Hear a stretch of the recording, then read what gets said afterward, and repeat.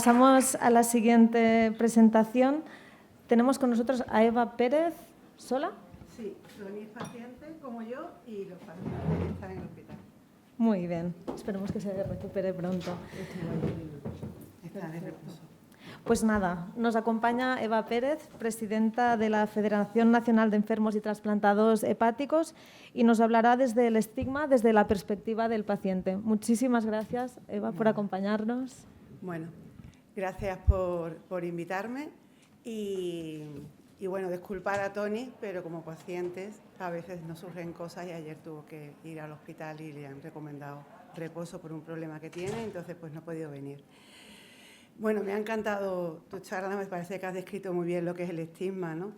Yo pregunté que si quería, como iba a ser un diálogo, pues no hemos hecho presentación, con lo cual sobre la marcha me he ido apuntando 4 cosas, 4 ideas para que intentar que no se me olvide ninguna.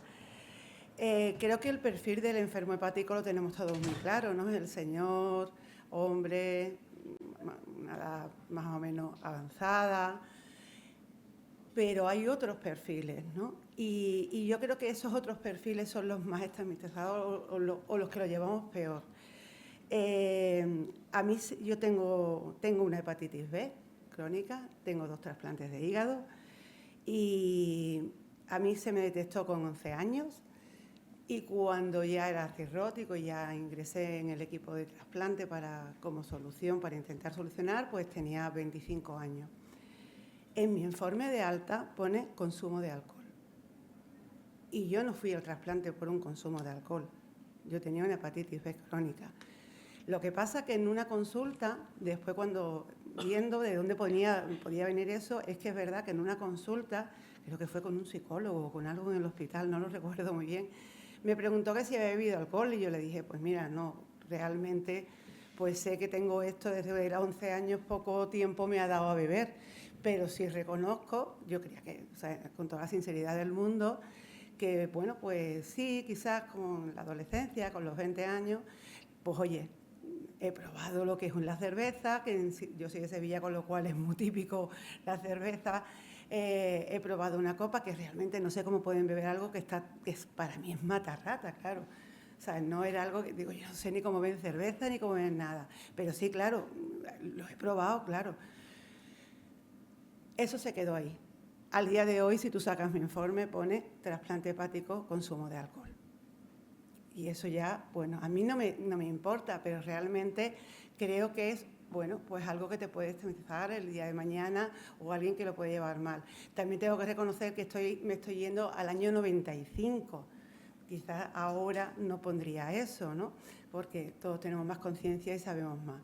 Pero sí es verdad que a partir de ahí, cuando tú has dicho que estabas trabajando en cardiología y no te habían preguntado con el hígado, pues es que es la verdad.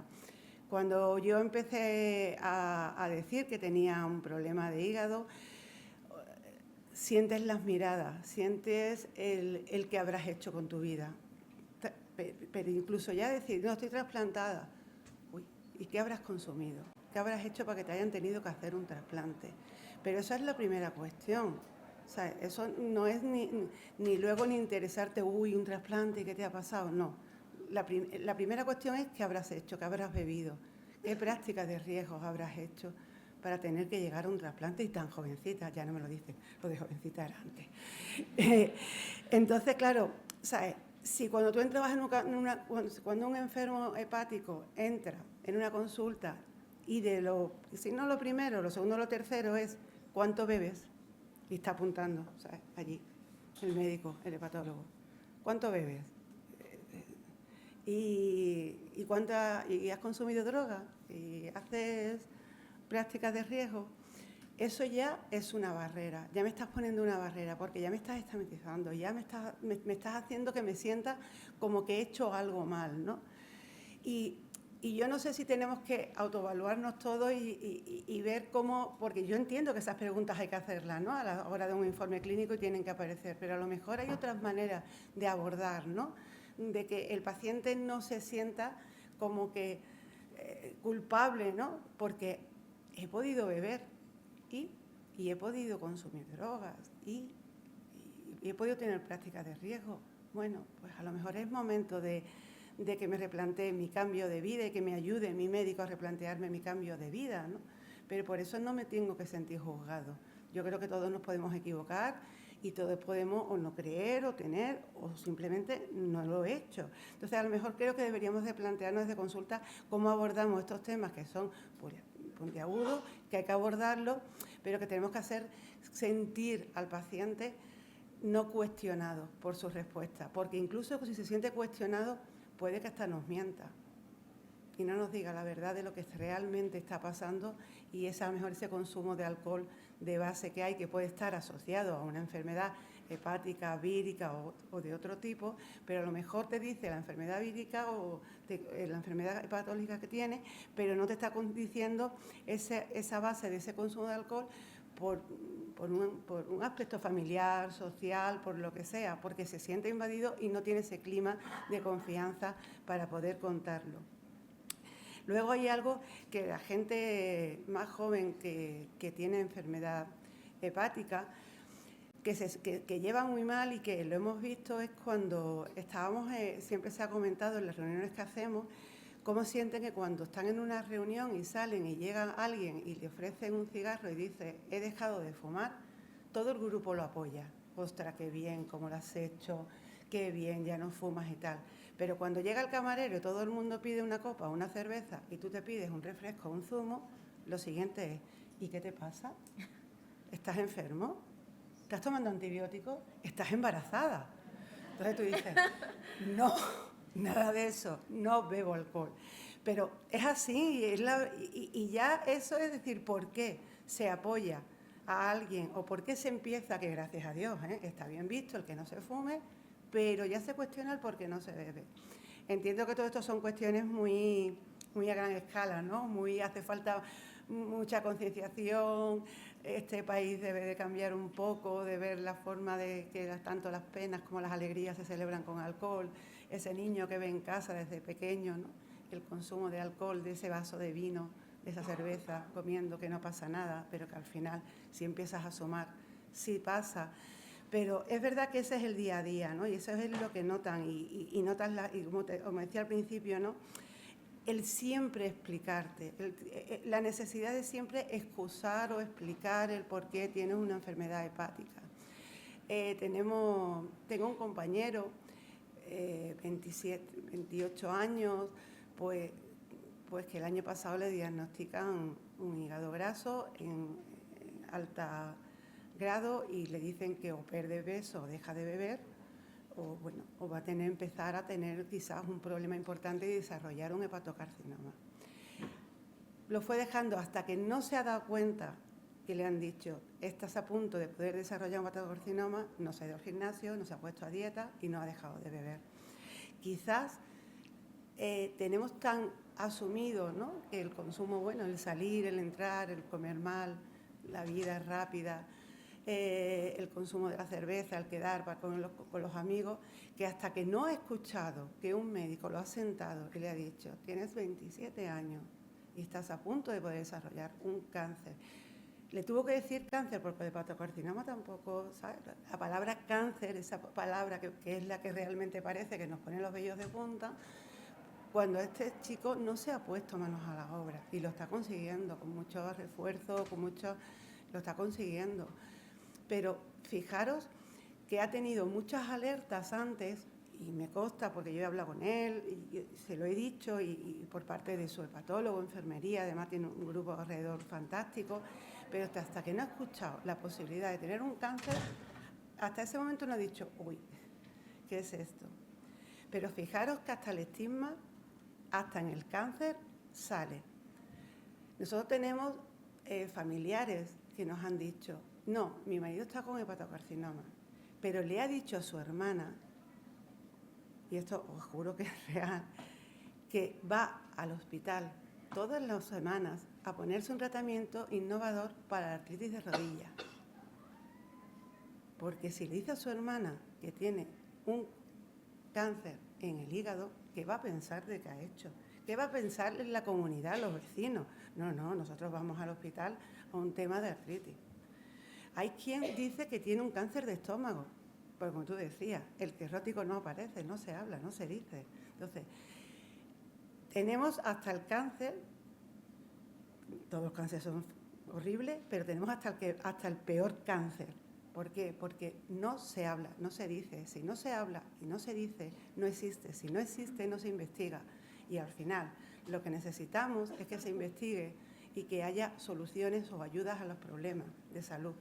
Pero si están ocultos, nunca se va a hablar de ellos, nunca se va a investigar y nunca se va a saber que eso está ahí.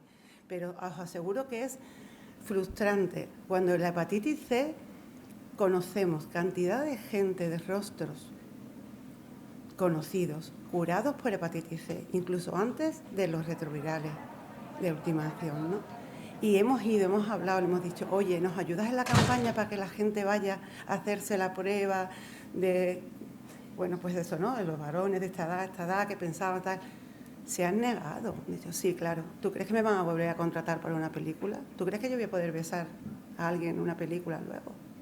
Cuando sepan que he tenido una hepatitis C. Se niegan. Pues con el hepatocarcinoma nos está pasando lo mismo, ¿eh? Conocemos personas con hepatocarcinoma. Llevamos 3 años intentando buscar que alguien con una cara conocida o medio conocida dé el paso para ver si así hacemos más fuerza y no conseguimos a nadie. Y hemos hablado con ellos, ¿eh? Y no quieren dar. Han tenido un cáncer de otro tipo, pero de hígado no.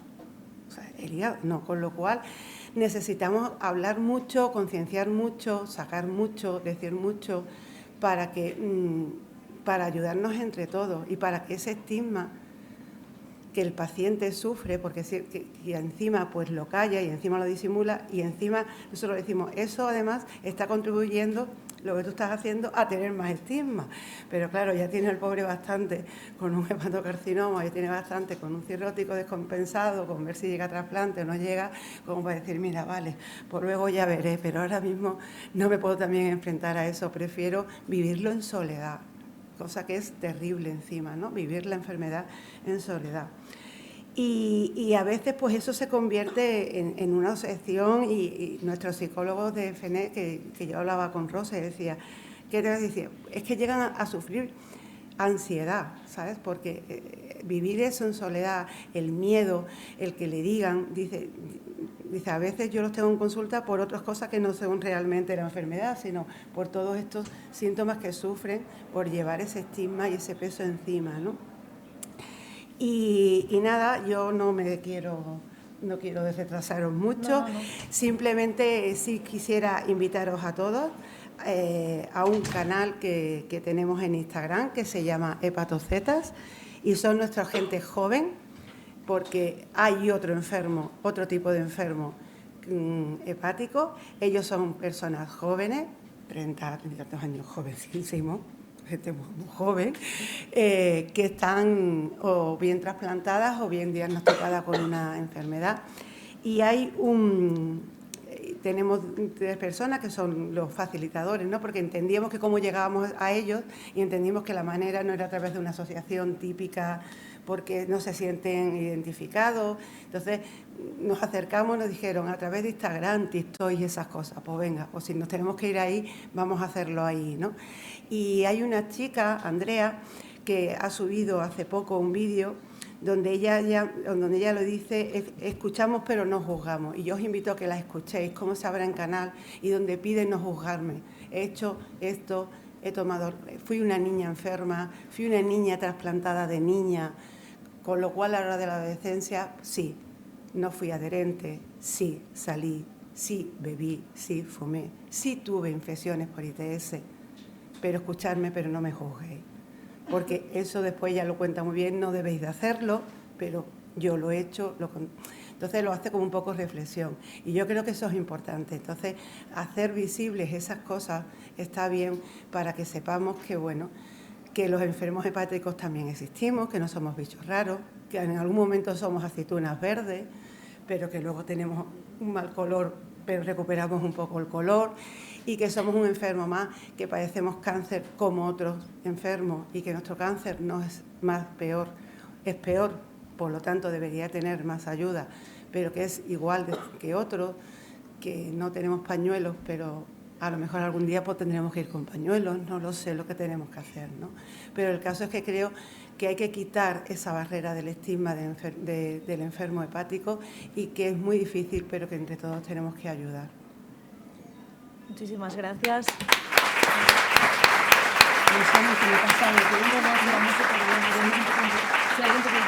Sin problema. Muchísimas gracias, Eva, por tu valiosísimo testimonio. Preguntas en la sala, comentarios, aprovechando que tenemos a Eva aquí. Eva, mira, tenemos una pregunta ahí. Después ya te hago la. Vale. La guardo. Hola, Eva, buenos Hola. días. Yo te quería, como paciente, te entiendo cuando hablas que, no sé, que el cáncer de hígado, el hepatocarcinoma, es un tumor, es un tipo de cáncer del que no se habla y que como de lo que no se habla no existe y de lo que no existe no se investiga. Yo no estoy del todo de acuerdo. Te quiero decir, a ver, te entiendo como paciente, todo lo que se haga es poco, ¿no? Desde paciente, todo lo que veamos que parece que se estudia o que se trata o se investiga o se financia siempre se queda corto. Pero yo sí te diría que se investiga, y muchísimo. En pocos campos de la medicina se ha avanzado tanto como en el campo de la hepatología.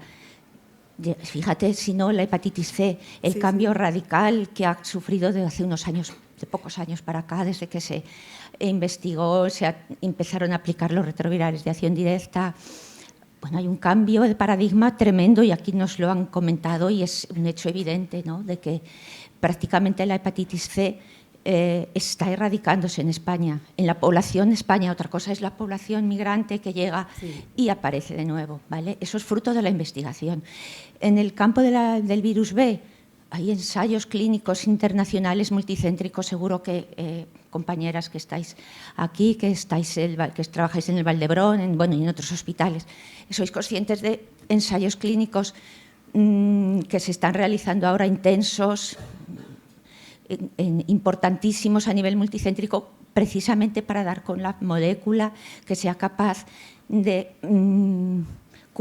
alcanzar la curación funcional en el caso del virus B, que es un virus tremendamente difícil, listo, inteligente y elegante, como dice mi jefe de servicio. Lo tengo, lo conozco. Lo sabes. Vive conmigo. Lo conoces. Es un virus que vuelve loca a la propia inmunidad, ¿no? La agota totalmente. Y hay ensayos clínicos en los que se está invirtiendo muchísimo dinero, muchísimo esfuerzo, muchísimo trabajo.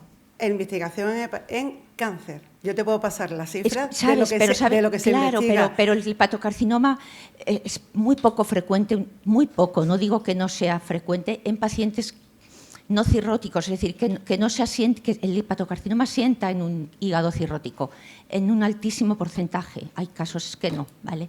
Pero asienta en un hígado cirrótico. Para llegar a esa cirrosis, el hígado tiene que haber sufrido previamente por un virus, por una hepatitis, es decir, por alcohol, como bien dices, es decir, ha habido un factor que lo ha desencadenado y ha llegado a evolucionar hasta una cirrosis. Quiero solo decirte que de verdad no pienses que no se investiga, porque se investiga y mucho para evitar llegar al hepatocarcinoma. Y luego hay tratamientos ahora mismo en el hepatocarcinoma que son, la quimioterapia no tiene nada que ver a lo que era hace unos años. Es una barbaridad en lo que ha avanzado y lo que ha cambiado, así que yo solo quería quitarte o darte mi opinión en relación a esto. Me parece ¿sabes? perfecto. A ver, llevo 30 años en esto, participé en los primeros ensayos, en los primeros PRENS y PRON, cuando los ensayos de hepatitis C, entiéndeme, claro, que la investigación, lo que pasa es que en el hepatocarcinoma, y eso sí te puedo dar las cifras, a mí me duele tremendamente cuando veo la inversión que hay en investigación en otro tipo de cáncer, ¿sabes? Y que a mí el cáncer de mi mamá me parece maravilloso, ¿sabes? Que de verdad que me parece estupendo, que es que yo estas cosas siempre las digo un poco así porque es que yo no quiero que nadie sufra cáncer, pero lógicamente en el hepatocarcinoma es del último cáncer donde se invierte. Del último, yo te puedo dar las cifras del año pasado en lo que se investigó en cada uno. Y gracias a la poca investigación que está habiendo, los pacientes de hepatocarcinoma empiezan a tener una esperanza, porque como bien tú dices, hasta hace 2 años la esperanza eran 3 y 6 meses de vida. ¿vale? Entonces, gracias a esa poca investigación se empiezan a tener un rayo de luz, pero yo tengo que pedir más investigación para las enfermedades hepáticas y para el cáncer hepático, o sea, es que tengo que pedirla. Tenemos aquí delante un par de comentarios, preguntas también. Gracias, Olga. Bueno, yo quisiera dar un poco de respuesta al comentario de la compañera y en realidad es cierto, sí que hay investigación. Lo que pasa es que cuando hablamos de si hay o no hay investigación, se tiene que hacer en comparación a otras investigaciones que hay. ¿Cuántos recursos estamos dedicando? Hay justamente una editorial publicada en 2017 por la doctora Núria Fabrellas, que cuando empezó en un día dijo, voy a ver cuánta evidencia científica hay sobre manejo de enfermedades de hígado, de enfermería, ¿no? Manejo de y comparó, ¿no? Y se encontró que había muy pocos resultados. Con estos pocos resultados dijo, ¿qué está pasando? Y quiso comparar esto con diabetes, con enfermedades cardiovasculares y con EMPOC o pulmonares, creo que la editorial habla de esto. Y justamente la diferencia es devastadora. O sea, hay una diferencia, y esto era el 2017, que es hace muy poco tiempo, ¿no? Y es cierto que cada vez hay más, pero que cuando hablamos de la investigación que seas, claro que estamos. Y además, justamente aquí estamos un colectivo que queremos y que hacemos investigación para enfermedades de hígado, pero normalmente se tiene que hacer la comparación en base a otros. Si hubiéramos dedicado los mismos recursos que se han dedicado a cardiovasculares en hígado, ¿dónde estaríamos? Esto no lo podemos resolver y es absurdo ponernos en este paradigma, pero sí que es bueno poder reclamar esta investigación, ¿no? Porque debido a esta invisibilidad hay menos recursos. En Cataluña tenemos un proyecto que se llama Maratón de TV3, ¿no? Que es un proyecto increíble, ¿no? Es una maratón, se recaudan dinero para enfermedades de distinta índole. Aún no se ha hecho ninguna edición a las enfermedades de hígado. Ninguna, llevan 20 años, ninguna. Pero se han repetido las de respiratorio. Entonces, parecen unpopular opinions, porque en realidad yo no es que quiera que se haga menos investigación en respiratorio o en cardiovasculares. Claro que sí, tiene que estar, y si algún día sufro de ello, quiero que haya la evidencia en los tratamientos, pero también quiero que se dediquen recursos a las enfermedades de hígado. Gracias, Marta. Eva también tiene algún comentario. Sí, justamente yo iba a comentar lo mismo. Y también iba a comentar el estudio de la doctora Núria Fabrellas. Está claro que las enfermedades cardiovasculares son más prevalentes y hay más prevalencia, entonces pues, como afecta a más número de población, se invierten más recursos. Pero en enfermedades del hígado, todo y el avance, que estamos todos de acuerdo, que es abismal, no falta investigación. La Maratón de TV3 es un ejemplo. En nuestra comunidad autónoma, y luego en el caso de la cirrosis, que es el campo al que yo me dedico, ¿cuántos ensayos clínicos hay en cirrosis? Ahora nos ha venido uno y dábamos unos saltos mortales de alegría. No hay ensayos clínicos en cirrosis. En virus hay ensayos, en hepatocarcinoma ahora empiezan a haber muchos ensayos, con el tema de la inmunoterapia, pero en cirrosis no hay ensayos. Entonces esto es algo que hay que poner sobre la mesa. ¿Que ha habido un avance? Sí, pero estamos un poco bastante atrás y además con datos sobre la mesa. Y entonces yo tenía una pregunta para ti, Eva. Primero agradecerte, como siempre, tu disponibilidad en hoy y el visibilizar continuamente la asociación, los proyectos que tenéis. Y quería preguntarte por tu experiencia, si has visto un cambio, ¿no? Desde cuando tú empezaste, que decías, me preguntaron esto y en mi historia sale esto y ahora está claro que no me lo preguntarían, pero tú, que sigues yendo a las consultas, ¿no? Que como paciente, ¿has visto un cambio en el estigma? Con la cara ya me estás contestando.